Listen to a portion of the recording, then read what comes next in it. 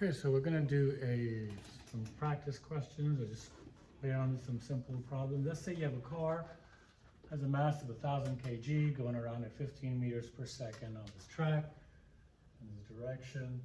And we're asked to find, well, what is the centripetal force needed to keep this car in a circle? In essential, we're also asking the same question, what is the friction force needed to keep this car going in a circle?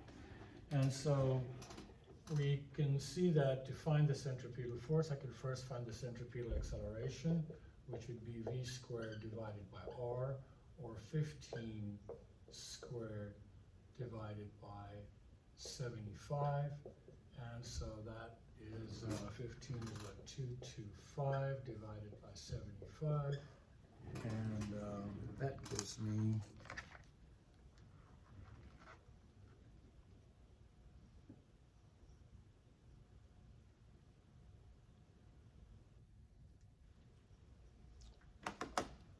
3 meters per second squared. So that would be my centripetal acceleration, and you'd feel it to be about, a little bit under a third of a g, or free fall, or gravitational acceleration. Okay, be translated with mass to be like the kind of force you feel. Okay, so here we have the centripetal acceleration. To find the centripetal force, then, would just be mass times acceleration, or 1,000 times 3 meters per second squared, which would give me 3,000 newtons.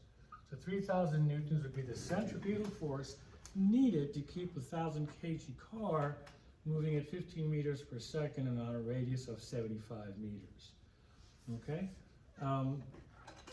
That is a simple way of figuring out what that frictional force is needed to keep that car at this point, and you have the acceleration and the force, and it's pretty simple. In this case, what I didn't do is give you period and something like that. I gave you the velocity, so it was simple. We didn't need to pre-calculate the speed. But we could do a problem where we are going to pre-calculate the speed and then plug it in here. It's really essentially going to be the same thing. Instead of using a car, let's change this problem out and say we have a rock that I am spinning around in a circle.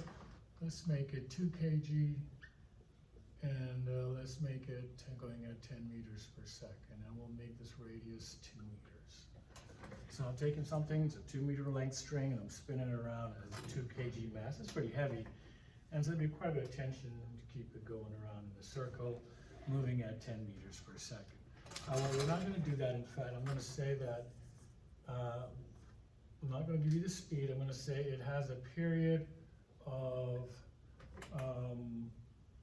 2 seconds. It means it takes 2 seconds for it to go. Well, let's make it about 1 second. Let's make it a half a second. Let's make this pretty fast. So the period is 0.5. That's how long it's taking to go around once. So it goes around in a half a second. Okay, so imagine you're spinning a 2 meter cord with a rock, with 2 kg mass at the end of it. That's pretty heavy, and you're spinning it around, and it's going around like twice in a second, or it's taking a half a second to go around once. So that's your period. So you need to figure out how much tension do you need on this rope, or it actually be like a cable or something to do that. You could figure that out. We would say, okay, my speed is going to be 2 pi r divided by t, which would be 2 times pi times 2 divided by 0.5. That's 4 over 0.5, or 8 pi, which is approximately equal to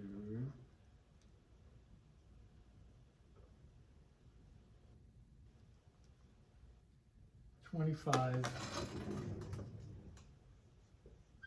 meters per second. So that's how fast he's going around. It's about 60 miles an hour. You don't want to be in its way. So that's how fast he's going around, and they found the speed.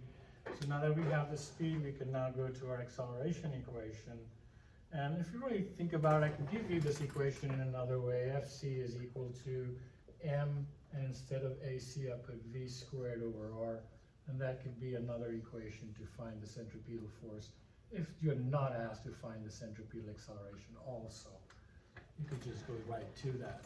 So if I wanted to find that, I could just use that. I could say that's going to be mass times the centripetal force, which would be centripetal acceleration, excuse me, which would be 2 kg times, we said V was 25 squared divided by 2. And those 2's will cancel, and 25 squared is 625 meters per second. 625, sorry, newtons.